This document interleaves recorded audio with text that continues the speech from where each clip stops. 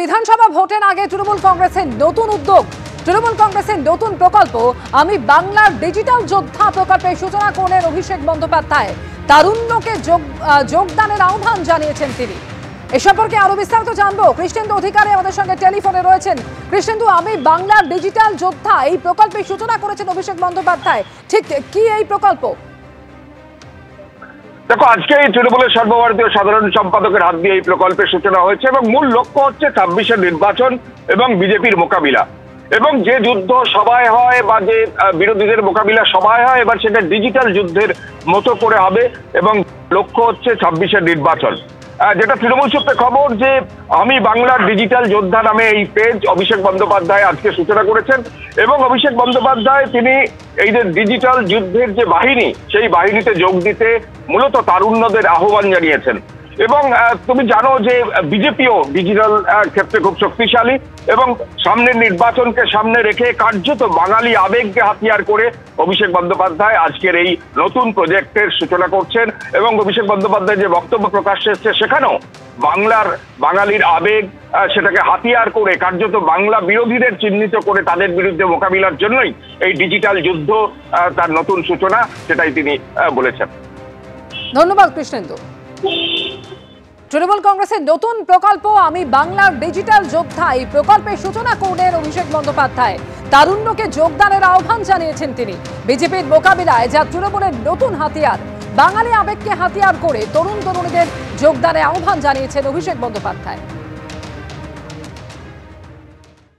অভিষেক বাবু যে ৫ জন বাঙালি সহকর্মী আছেন রাজ্যসভা এবং লোকসভায়, বাঙালি একদম মনে প্রাণে হৃৎস্পন্দনে বাঙালি।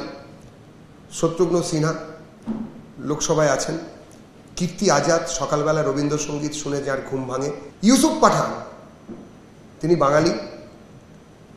এই যে সহকর্মীদের নিয়ে অভিষেকবাবু যখন লোকসভায় বসবেন, অভিষেকবাবু সেখানে গিয়ে এই কথাগুলো বলবেন, এই সহকর্মীদের মুখ থেকে বাংলায় বলাবেন, বাঙালি তাহলে বিশ্বাস করবে। এরা পরিষ্কার পরিচ্ছন্নভাবে বাংলা এবং বাঙালির সর্বনাশ করেছে। প্রত্যেক মুহূর্তে বাংলার মা ধর্ষিতা হচ্ছেন, মাটি কলুষিত হচ্ছে এবং মানুষের উপরে অত্যাচার নেমে আসছে। এইরকম একটা পরিস্থিতিতে দাঁড়িয়ে অভিষেকবাবু যা বলছেন তার ব্যাখ্যা অভিষেকবাবুকেই দিতে হবে। আমি একটা জিনিসকে স্বাগত জানাচ্ছি, এই ক্যাম্পেনে সবাই যুক্ত হন, সবাই মোবাইল নিয়ে সামিল হন। এলাকায় এলাকায় বাঙালির ওপরে যা যা অত্যাচার হচ্ছে এই ক্যাম্পেনে দেখান।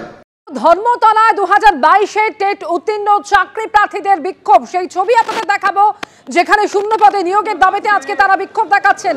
২০২২-এর চাকরি প্রার্থীরা ধর্মতলার ডরিনা ক্রসিং এ এই মুহূর্তে বিক্ষোভে সামিল হয়েছেন। তারা টেট পাস করা প্রশিক্ষিত চাকরি প্রার্থীদের বিক্ষোভ, আজ শূন্য পদের সংখ্যা ৫০,০০০ করার দাবিতে বিক্ষোভ দেখানো হচ্ছে। সেখানে হাতে হাতে প্ল্যাকার্ড নিয়ে রাজপথে চাকরি প্রার্থীদের মিছিল, শিয়ালদা থেকে মিছিল শুরু হয় এবং সেই মিছিল ধর্মতলা পর্যন্ত যায়। শিক্ষক শিক্ষিকাদের দাবি নয়, এটা পশ্চিমবাংলার প্রাথমিক শিক্ষা ব্যবস্থাকে বাঁচানোর দাবি।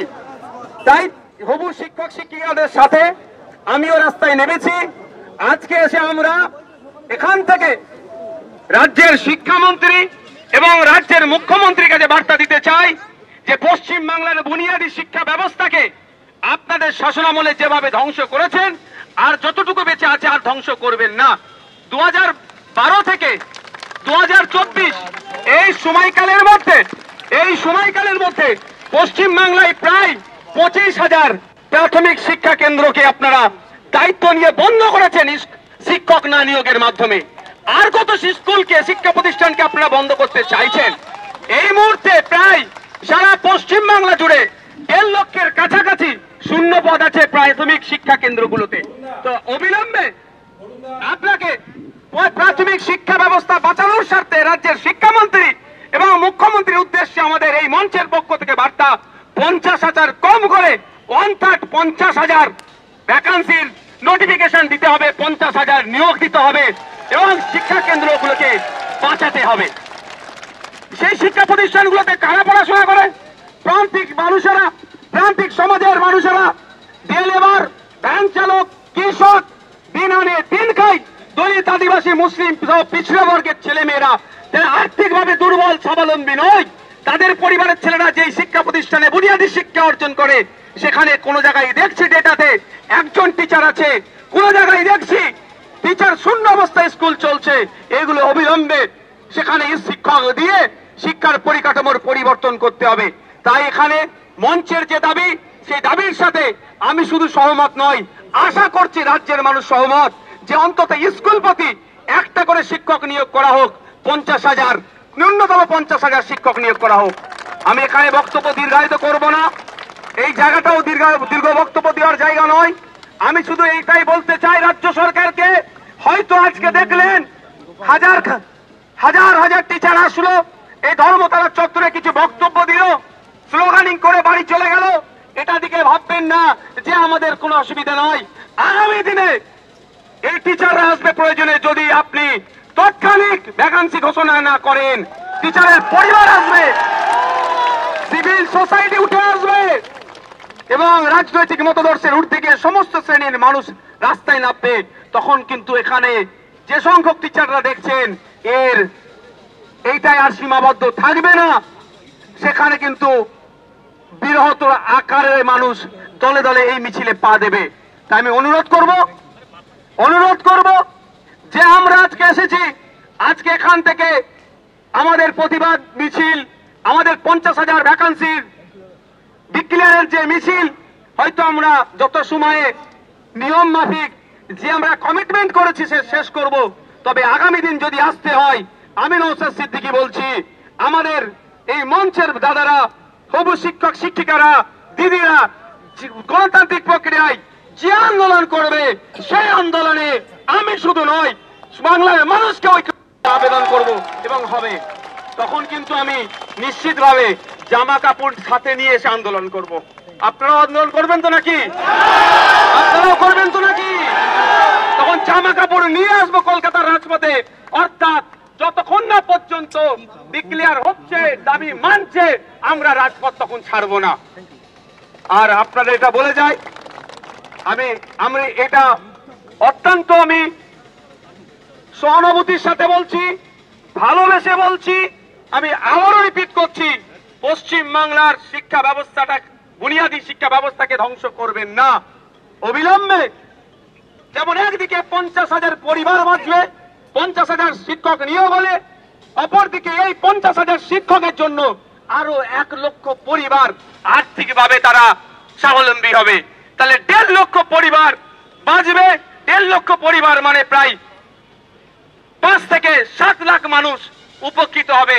একদিকে যেমন, উল্টো দিকে সাথে সাথে যেখানে আমরা প্রান্তিক সমাজ থেকে উঠে আসছি, আমাদের সেই সংখ্যালঘু অধ্যুষিত ব্লক হতে পারে, দলিত অধ্যুষিত ব্লক হতে পারে, আদিবাসী অধ্যুষিত ব্লক হতে পারে, ঝাড়গ্রাম হতে পারে, সুন্দরবনের প্রত্যন্ত গ্রাম হতে পারে, বা ডুয়ার্সের যে কোনো ব্লক হতে পারে, সেখানকার বুনিয়াদী শিক্ষাটা আমরা বাঁচাতে পারবো। তাই রাজ্য সরকারের কাছে অনুরোধ করব, এখানে যারা এসবি আছেন, এখানে আইবি ডিপার্টমেন্ট আছেন, তাদের মাধ্যমে রাজ্য সরকারের কাছে আমি বার্তা দিতে চাই, অবিলম্বে 50,000 শূন্য পদের নিয়োগ হবে তার নোটিফিকেশন জারি করুন। অন্যথায় গৌতম বাবুর ওই ফাঁকা আওয়াজের জবাব কিন্তু গৌতম বাবুকেও দিতে হবে, সরকারকে দিতে হবে। আমি গিয়েছিলাম একদিন, সেই দিন অফিসে ছিলেন না, আপনাদের বলে যাচ্ছি না বলে এবার আমি পৌঁছে যাব অফিসে। ওনাকে জবাব দিতে হবে যে আপনি বলেছিলেন মিডিয়ার সামনে ফেলাও করে যে বছরের টেট হবে, 2 বার করে নিয়োগ হবে, 50,000 পোস্ট আমাদের রেডি আছে, আর আজকে আপনি আমাদের হাতে ললিপপ দিচ্ছেন 13,421 ললিপপ আমরা মানব না।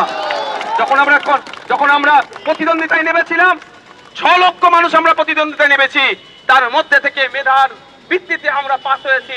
এখানেও মেধার ভিত্তিতে নিয়োগ দিতে হবে, কম করে 50,000 নিয়োগ দিতে হবে। এই বলে আমি আমার বক্তব্য সংক্ষিপ্ত করছি। এই আন্দোলন চলবে, চলবে। অসংখ্য ধন্যবাদ মাননীয়। আমি সরাসরি চলে যাব ধর্মতলায়, আমাদের প্রতিনিধি ঐশী মুখোপাধ্যায় আমাদের সঙ্গে রয়েছেন। একেবারে যেটা নওশাদ সিদ্দিকীকে এইটা বলতে শোনা গেল যে প্রয়োজনে পর্ষদ সভাপতি গৌতম পালকে জবাব দিতে হবে, পর্ষদ অফিস পর্যন্ত তিনি যাবেন, কিন্তু এইটা আমাদের জানা ঐশী, এটা তো প্রথমবার নয়। টেট উত্তীর্ণ চাকরি প্রার্থীরা এর আগে একাধিকবার তারা রাস্তায় নেমেছেন, আজকে বিধায়ক তাদের সুরে সুর মেলাচ্ছেন, কতটা আশার আলো তারা শেষমেশ দেখছেন?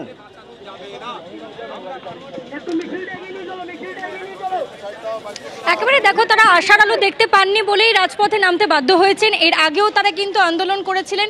মূলত চাকরির যে পদ বেরিয়েছে 13,421, তারা চাইছেন শূন্য পদের সংখ্যা 50,000 করা হোক এবং তারই দাবিতে তুমি দেখতে পাচ্ছ এই মুহূর্তে ডোরিনা ক্রসিং অবরোধ করে তারা বিক্ষোভ প্রদর্শন করছেন। আজকে কিন্তু শিয়ালদা থেকে তারা মিছিল করেন ধর্মতলা পর্যন্ত এবং এই মুহূর্তে দেখতে পাচ্ছ যে ডোরিনা ক্রসিংয়ে কয়েকশো যারা চাকরি প্রার্থী তারা কিন্তু এই মুহূর্তে দাঁড়িয়ে রয়েছেন। তারা যে বিষয়টাকে সামনে রেখে আজকে আন্দোলনে নেমেছেন যে 50,000 শূন্য পদের কথা বলে কেন এখন 13,421 শূন্য পদের বিজ্ঞপ্তি জারি হলো। অর্থাৎ এত বছর টেট হয়নি, শিক্ষক নিয়োগ হয়নি, বুনিয়াদী শিক্ষার যে পরিকাঠামো তা ভেঙে যাচ্ছে এবং সে কারণে বুনিয়াদী শিক্ষাকে মজবুত করতে এবং স্কুলে স্কুলে শিক্ষক নিয়োগ করতে, প্রাথমিক শিক্ষায় যাতে আরও বেশি উন্নয়ন করা যায়, মানোন্নয়ন যাতে হয়, সে কারণেই কিন্তু তারা দাবি করছেন যে 50,000 শূন্য পদে নিয়োগ দিতে হবে। এবং তার কারণেই তুমি দেখতে পাচ্ছ যারা 2022 সালে টেট পাস করেছিলেন সে সমস্ত ডিএলএড চাকরি প্রার্থীরা তারা দেখতে পাচ্ছ এখানে তারা কোথায় কোথায় আন্দোলন করেছেন তারও তালিকা নিয়ে এসেছেন। যে তারা বিকাশ ভবন গেছেন, তারা দপ্তরে দপ্তরে অভিযান করেছেন এবং তারা বারংবার দ্বারস্থ হয়েছেন প্রশাসনের এবং তারই সঙ্গে মুখ্যমন্ত্রী মমতা বন্দ্যোপাধ্যায়ের, কিন্তু সুরাহা হয়নি এবং সেই সুরাহা খুঁজতে, সমাধান সূত্র বার করতেই কিন্তু তারা বারংবার পথে নেমেছেন এবং অন্যথা হয়নি। তাই আজকেও কিন্তু দেখা গেল যে 50,000 শূন্য পদের দাবিতে দেখতে পাচ্ছ তারা এই মুহূর্তে পথে নেমেছেন। আজকে আপনাদের দাবি কি? আজ আমাদের দাবি ছিল যে 13,421টা যে পদ দিয়েছে সেটা 6 মাসের রিটায়ারমেন্টে যা পদ, এর থেকে বেশি পদ খালি হয়েছে, সেটা আমাদের যে কোনোভাবে একটা গিলিয়ে দেওয়ার চেষ্টা হচ্ছে। তাই আমরা আজকে শিক্ষকদের অস্ত্র শব্দ আর খাদ্য আর বস্ত্র যেটাকে মানুষ শুধুমাত্র ভোগে ব্যবহার করে তাদের সাথে কোনো কিছু ভাগ করে না, কারণ তাদের জড়বস্তু হিসেবে আজকে আমরা এই যে যাদেরকে ভোগ করা অর্থাৎ 5 টাকার বিস্কুট দিয়েও কোনো একটা সামাজিক পরিবার তার বুকের যে 2022 আমরা পরীক্ষা দিয়েছিলাম, 17তে ফর্ম ফিল আপ হয়েছিল, 5 বছর আর এদিকে 3 বছর, 8 বছর ধরে আমরা বসে যদি আমরা এইটুকুনি ভ্যাকেন্সি পাই আর আমাদের স্বচ্ছ সমস্ত কিছু ওএমআর আছে, কোশ্চেন পেপার আছে, বছর অপেক্ষার পরে 13,421 পদে যদি নিয়োগ হয় তাহলে অনেকেই বঞ্চিত হয়ে যাবেন। সে কারণেই তারা চাইছেন যেন ন্যূনতম 50,000 শূন্য পদে নিয়োগ হয় এবং তাতেই কিন্তু শিক্ষার যে পরিকাঠামো তা রক্ষা করা সম্ভব হবে এবং তার সঙ্গে প্রাথমিক যে বুনিয়াদী শিক্ষা তা বাঁচাতে, তা মজবুত করতে একেবারে আন্দোলন আরো দীর্ঘ করার ডাক তারা দিচ্ছেন। ঐশী, ধন্যবাদ।